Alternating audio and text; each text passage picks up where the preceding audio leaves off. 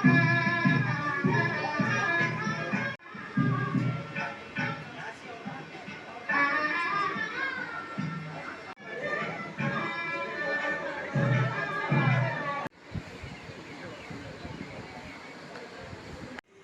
के दर्द के लिए जागरूकता शिविर। हमने डॉक्टर दीपक सैनी जी को इनवाइट किया है और डॉक्टर दीपक सैनी शहर के भी नहीं बाकी राज्य के और भारत के अग्रणी जॉइंट रिप्लेसमेंट और ऑर्थोपेडिक सर्जन रहे हैं। मैं उनके बारे में अभी पहले बताऊंगा। और मेन जो आज का जो कार्यक्रम है उसमें हमें जो सबसे बड़ी जो परेशानी आती है जनरेशन को बहुत आवश्यकता है, क्योंकि मैं ये बातें इसलिए बोल रहा हूँ कि मैं जितने भी मेरी प्रैक्टिस है 60 साल से ऊपर के लोग ही मेरे पास आते हैं और एक जो 65 साल से छोटे हैं वो सब जवान है, तो 65 साल से ऊपर है वो सीनियर सिटीजन है। एक डेफिनेशन WHO का है। सो बहुत कॉमन क्वेश्चंस मेरे सामने आते हैं। मैं रोज ये एक शब्द है ना, ये बहुत ही पीड़ादायक है और अच्छा नहीं है हमारे देश के लिए। मैं कुछ स्टैटिस्टिक डाटा दिखाऊंगा, आप चौंक जाएंगे कि हमारा देश, अमेरिका हमसे एडवांस क्यों है, यूरोपियन कंट्री हमसे एडवांस क्यों है? क्योंकि वहां पे केयर है। वो लोग 90 साल के लोग भी अपने देश के लिए कुछ न कुछ करते हैं। सोशल बर्डन बन के रह जाते हैं और सोशल बर्डन हिंदुस्तान पे सबसे बड़ा बर्डन आज की तारीख में। Fourth most common cause of disability is osteoarthritis. इसको हमें हमारे यंग लोगों को समझना पड़ेगा और हमारे बुजुर्ग लोगों को समझना पड़ेगा, क्योंकि अगर हमारी जनसंख्या का 1% पार्ट इनके उनके लिए एंगेज रहूंगा, 2 आदमी उनके पीछे लगूंगा। जो आदमी घर में बैठा है वो हर बीमारी को न्योता दे देता है। उसको डायबिटीज लगेगी, उसको बीपी लगेगा, उसको हार्ट की बीमारियां लगेगी, कोलेस्ट्रॉल बढ़ेगा, मुझे हर महीने में 3 बार उसको डॉक्टर लेके जाना है। पेरेंट्स वो दुगनी तरक्की करेगा। नंबर 2, आप हेल्दी रहेंगे, आपकी मेडिसिन का कितने एक्सपेंसेस बचेंगे, क्योंकि एक हेल्दी इंसान को मिनिमम 4 किलोमीटर प्रतिदिन चलना चाहिए। जो आदमी 4 किलोमीटर चलता है उसको 40% हार्ट अटैक का चांस कम होता है, उसको 40% स्ट्रोक, जिसको लकवा बोलते हैं आजकल, और उसको 40% ही जो हिप फ्रैक्चर की बात कर रहे हैं व्यास आपने बताया, उसका चांसेस कम होते हैं। तो आपके के लिए बहुत बेनिफिशियल रहता है, इन्फेक्शन रेट बहुत कम होता है। यूएस में अमेरिकन लोगों ने ये रिसर्च करके इसमें लिखा है। Very good. तो ये हमारी छोटी जर्नी है शेल्बी हॉस्पिटल की। मैंने स्लाइड अपग्रेड भी कराई है 3 तक। 1994 में डॉक्टर शाह ने इसका ऑपरेशन चालू किया था इंडिया में। तो उस टाइम बहुत ज़्यादा था हिंदुस्तान में, 1 से 2% लोग इन्फेक्शन हो जाता है, 100 में से 1 या 2 लोग, बिकॉज OT नहीं थे, ये चीज़ें नहीं थी। और एक साल में, पहली साल में 14 सर्जरी हुई। समय गुजरता गया, टेक्नोलॉजी बढ़ती गई, शेल्बी अपने आप में पूरे इंडिया में फैल गया और बहुत अवेयरनेस थी। हमने ट्रेंड की, कम से कम 1000 तो डॉक्टर ट्रेंड करके हम लोग इंडिया में छोड़े, इनको फेलोशिप करवाते हैं। आप सभी एट ए टाइम 3 से 4 लोगों को ट्रेंड करके ट्रेनिंग के लिए रखता हूँ 3 अभी हमारा सर्जिकल टाइम मात्र 15 मिनट। इवन आर्थराइटिक लोगों को नहीं करनी चाहिए और सर्जरी के बाद नहीं करनी, जैसे स्क्वैटिंग करना, आधी बात भी आप ओकेजन ही लगा सकते हो। इसको मैं आजकल अलग तरीके से बताता हूँ कि ये काउच के ऊपर आप एक हाइट के ऊपर, जैसे ये काउच है ऊपर, इसके ऊपर आप आधी बात लगा, बिकॉज उठने में जॉइंट खराब होता है, तो आप पाँव लटका के उठ सकते हैं। तो हाइट पे आप आधी बात रेगुलर कर सकते हैं और इंडियन टॉयलेट का उपयोग नहीं करें। तो इंडियन टॉयलेट एक ऐसी चीज है जो आयुर्वेदा में उसका पेट के लिए अच्छा है। वो थोड़ा मैं मानता हूँ कॉन्स्टिपेशन नहीं होता, वेस्टर्न आया हार्ट से करके मैनेज कर दिया, लेकिन नी की प्रॉब्लम बहुत ज्यादा बढ़ी है इसकी वजह से, और इसलिए हमारे यहाँ पे सबसे ज्यादा पेशेंट होता है। तो don't use Indian toilet, even 50 साल के बाद नहीं करे तो अच्छा है। तो ड्राइविंग हफ्ते में अपनी कार वार स्कूटर सब चला, किसी पोजीशन में आप सो सकते हो। और जब भी ये सर्जरी हो, एक मेटल डिटेक्टर कार्ड हम लोग देते हैं, क्योंकि एयरपोर्ट पे लोग जाने नहीं देंगे, वो आप हमेशा कैरी करें। कुछ चीजें हैं स्पेशल कंसिडरेशन, जैसे कभी दांत का ऑपरेशन कराने जाए या कुछ भी, तो आपके डॉक्टर को आपको बताना चाहिए कि आपकी आर्टिफिशियल जोइंट डाल रखी है, नहीं तो इन्फेक्शन का डर बहुत रहता है, उसमें सबसे ज्यादा बैक्टीरिया होता है। कोई भी पेशाब का, क्योंकि सीनियर सिटीजन होते हैं, यूरोलॉजी की प्रॉब्लम बहुत कॉमन होती है, तो वो प्रोस्टेट का ऑपरेशन कराना चाहते हैं और प्रोस्टेट जिनको होता है उनको यूटीआई होता ही होता है, यूरिनरी ट्रैक इन्फेक्शन होता है, तो वो वापस जहाँ आर्टिफिशियल जॉइंट होता है वहाँ जाके बैठ जाता है, इन्फेक्शन होने की संभावना बहुत ज़्यादा होती है। और तीसरा एंडोस्कोपी कोई प्रोसीजर कराए तो ये 3 ऐसे प्रोसीजर हैं जिनमें हमेशा जिंदगी भर जो सर्जरी हो चुकी है उनको ध्यान रखना चाहिए, अपने डॉक्टर को बताना चाहिए।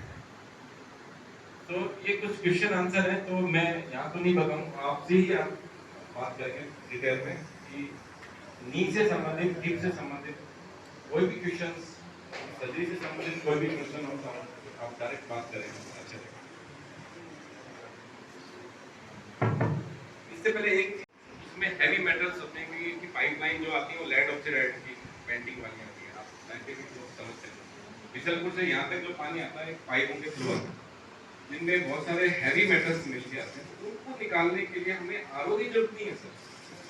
आरओ का रिवर्स ऑस्मोसिस लगाना चाहिए, सिंपल आपको फिल्टर लगाना चाहिए जिसमें बैक्टीरिया, वायरस और जो हैवी मेटल्स हैं वो निकल जाए। पानी एक बार और जिनके आप जैसे जो लोग विद्यानगर का फेमस क्यों है, विद्यानगर इसमें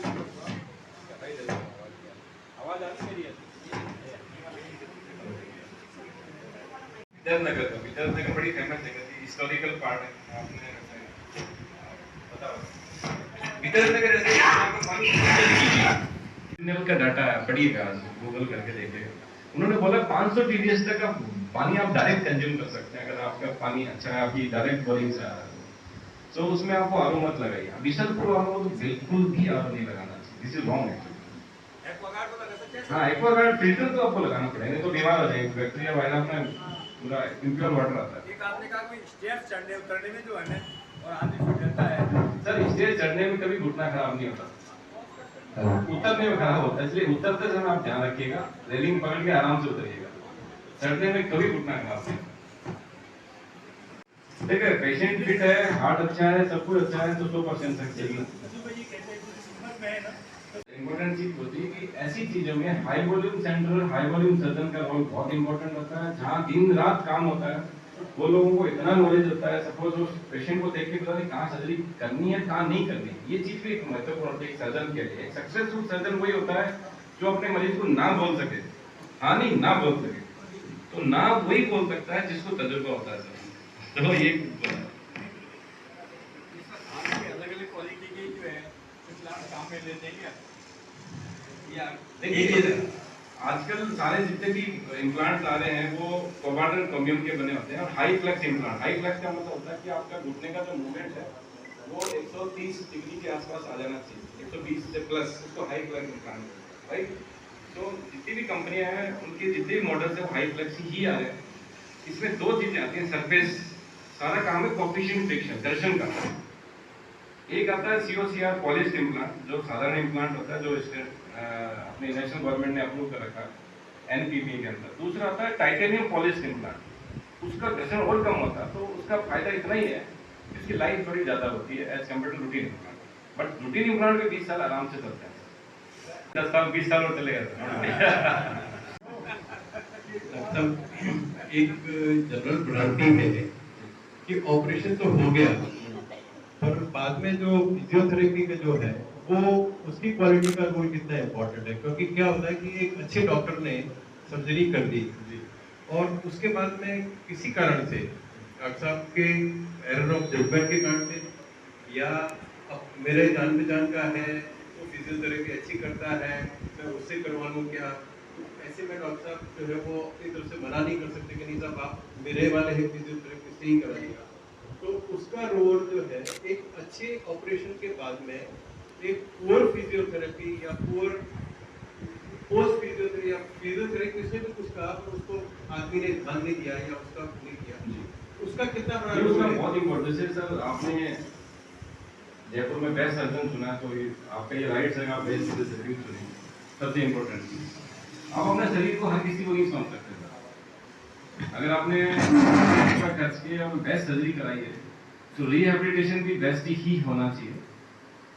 दूसरी चीज जो हम कहते हैं कि नहीं हम आप फिजियो भेज रहे हैं, उसका पर्पज ये नहीं होता, कोई बिजनेस नहीं होता। ऑनेस्टली अगर मैं अपना पॉइंट की बात करूं, इसका पर्पज ये होता है कि मैं मेरी टीम को इस तरह से मॉडिफाई कर रखा है। कोई मेरी फिजियो पूरे जयपुर में अवेलेबल है, आपके यहाँ पे भी राजा पार्क में मेरे 2 फिजियो हैं, 7 दिन में कितना मूवमेंट आना चाहिए, 7 से 15 दिन में कितना मूवमेंट आना चाहिए। 15 दिन में मेरे फिजियो को मैंने ऐसा कर रखा है कि सिर्फ 15 दिन में अगर कोई पेशेंट अगर घर का काम नहीं करने लगा, 2 किलोमीटर 3-4 हज़ार स्टेप्स नहीं चलने लगा, मतलब यू आर फेल।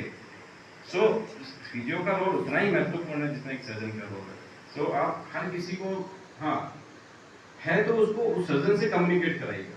मैं ये नहीं मना कर रहा कि हमारा ही सर्जन का ही फिजियोथेरेपी लीजिए, लेकिन जो फिजियो आपके पास आ रहा है, देखो फिजियो भी अलग अलग ब्रांचेज आने लगे, न्यूरो फिजियोथेरेपी अलग होते हैं, ऑर्थोपेडिक के अलग होते हैं, रिप्लेसमेंट के अलग होते हैं। उनको अपने डॉक्टर से बात करा दीजिएगा, वो उनको बता देगा कि भैया इतना मूवमेंट लेना है, ये एक्सरसाइज करनी है, ये एक्सरसाइज नहीं करनी है। बहुत बार फ्रैक्चर करके ले आते हैं सर, उल्टा लेटा के घुटना मोड़ देते हैं, फ्रैक्चर हो जाते हैं। ओल्ड एज पेशेंट हड्डियां बिल्कुल कागज की जैसी होती हैं सर, टूट जाती हैं।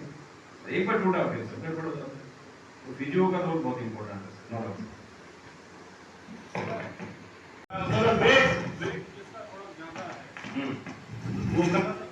सर 150 किलो तो कोई दिक्कत नहीं है।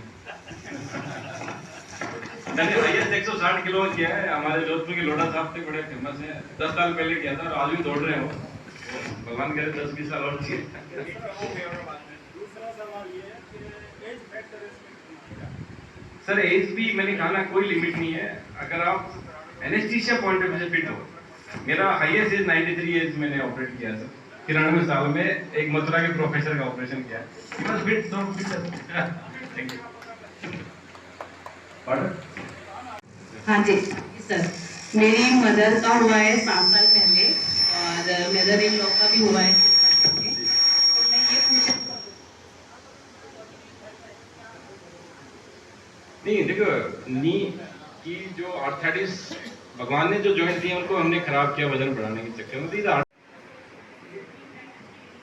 प्रोटीन अच्छा जाना चाहिए, कैल्शियम रिच डाइट जानी चाहिए और मिनरल्स रिच डाइट जानी चाहिए।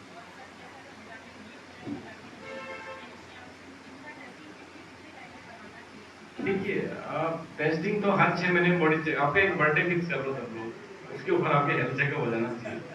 पार्टी करने की बजाय ब्लड टेस्ट करा के आ जाओ, सारे टेस्ट उससे क्लियर हो जाते हैं। और 50 साल के बाद आपका हार्ट का एक इको सबका मैंडेटरी कराना चाहिए। लेकिन आप टेस्ट की बात कर रहे हैं, इसकी बजाय आप अपने डाइनिंग टेबल के ऊपर जहाँ फ्रूट्स रखते हैं उसके बाजू में विटामिन डी और B12 की गोलियां रखो। ऑनेस्टली बोलो, वेजिटेरियन लोगों के लिए, जो प्योर वेजिटेरियन, जो कभी अंडा भी नहीं खाते, और जब भी आपको याद आए, या रूल नहीं है कि डेली खाना है, आपको 3 दिन में याद आया खा लिया, घर में सबको खिला दिया, संडे के दिन खाली बैठे चलो विटामिन डी सब खा लेते हैं। तो ये हैबिट्स में डाल दीजिए आप, तो इससे इजी रहेगी लाइफ। तो कोई ऑर्थोडॉक्स रूल नहीं बनेगा। चीजें जिनमें कैल्शियम बहुत ज्यादा होता है, बहुत सारे ड्राई फ्रूट्स होते हैं, जैसे पिस्ता खाएंगे तो आयरन का रिच सोर्स है। जैसे